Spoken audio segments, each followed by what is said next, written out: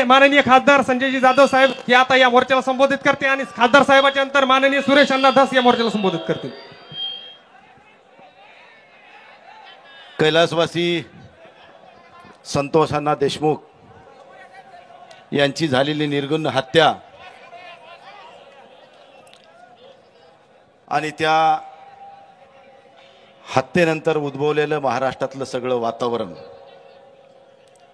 मित्रांनो लक्षात ठेवा, एखाद्या राजकीय वैमनस्यातून, जुन्या काहीतरी कौटुंबिक कलहातून, जमिनीच्या पैशाच्या व्यवहारातून, एखाद्या अनैतिक संबंधातून अशा घटना घडत होत्या पूर्वी, कधीतरी ते आम्ही ऐकत होतो।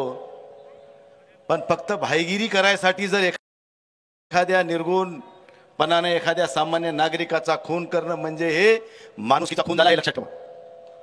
अशा स्वरूपाचे खून करून राजकीय पोळे भाजणारे हे लांब नाहीत, आपल्या शिवशेजारीच आहेत, ते लक्षात ठेवा।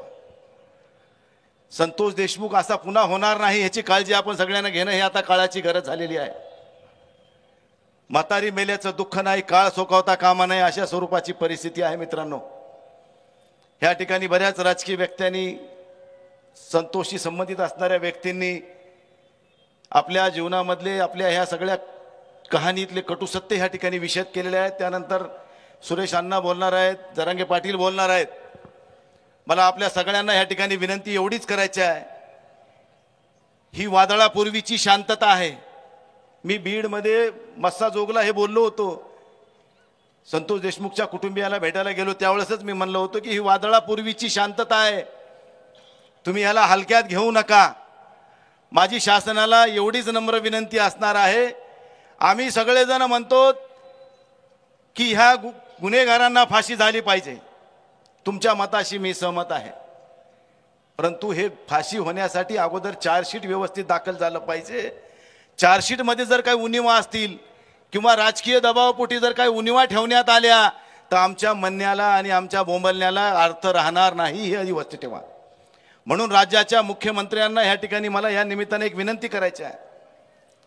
मुख्यमंत्री साहेब, हे परळी बीड जिल्ह्यातलं, हे महाराष्ट्रातलं एक सामान्य माणसाला त्रास देणारं केंद्र असं म्हणायला हरकत नाही। बिहारपेक्षा बिहारला बी लाजविल अशी परळी आहे, कारण परभणीला लागू नये म्हणून आपल्याला बी थोडं त्याचा जास्त अनुभव आहे। एकाही एमईसीबीचं बिल त्या ठिकाणचे हे महाभाग भरीत नाहीत। वाळूचे मोठे मोठे ह्यांचे क्रेशर आहेत, जी क्रेशरमधून वाळू काढतात, तिची रॉयल्टी भरत नाही, तिचं लाईट बिल भरत नाही, कोणाला पैशाचा काही संबंध नाही। एमईसीबीचं थर्मल आहे, तिथल्या राखेच्या बाबतीतला तेच विषय असेल। आमच्या गंगथडीच्या बाजूने पूर्ण वाळू उपसा केला जातो, त्याच्याकडे कोणी बघायला तयार नाही।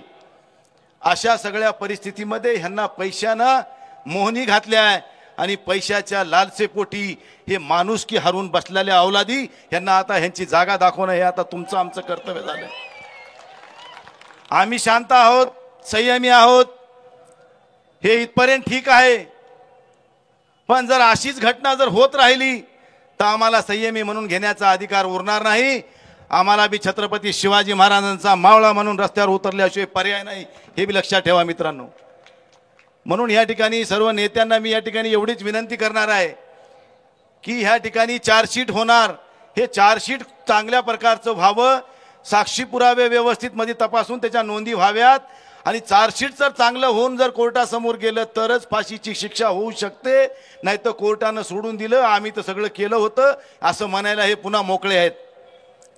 म्हणून माझी सगळ्या सुरेशांना धसांना जास्त करून विनंती करीन, संदीप क्षीरसागर असतील, विधानसभेतले सगळे आमदार असतील, की आपले हे सगळ्यांची नैतिक जबाबदारी आहे की हे चार्जशीट, कारण कोर्टाच्या न्यायालयासमोर लढाई लढत असताना ती कागदोपत्री लढल्या जाती, पुराव्याअभावी लढाई होत नाही। पुराव्याअभावी बाहेर काही बोलू शकतो, पण कोर्ट हे पुराव्यावरच बोलत असते आणि पुरावा हा खूप महत्त्वाचा आहे।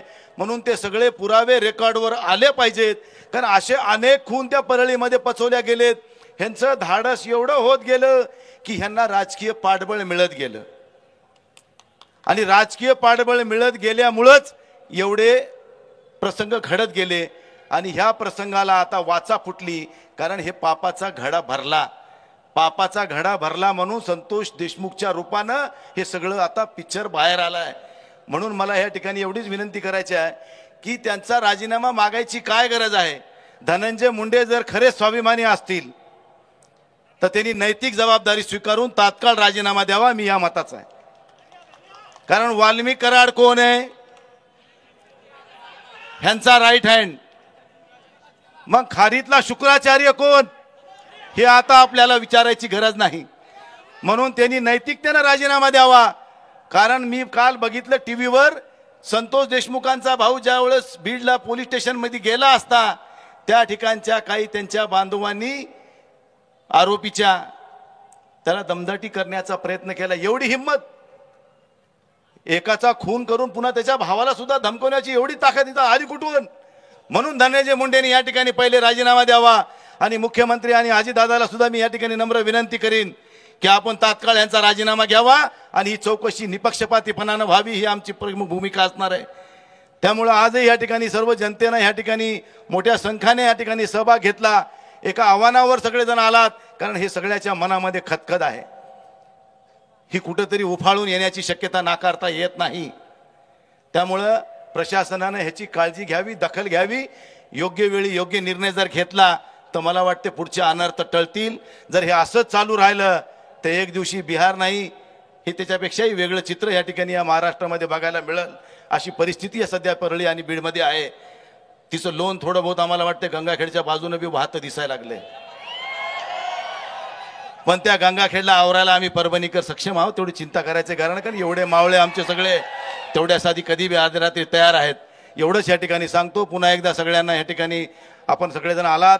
मी देशमुख कुटुंबाला या ठिकाणी मनपूर्वक अभिवादन करतो. तुमच्या पाठीशी आम्ही 100% आहोत. कुठेही तुम्ही हाक द्या, तुमच्या हाकेला ओ देऊन आम्ही या ठिकाणी उपस्थित राहू. एवढंच सांगतो आणि थांबतो. धन्यवाद.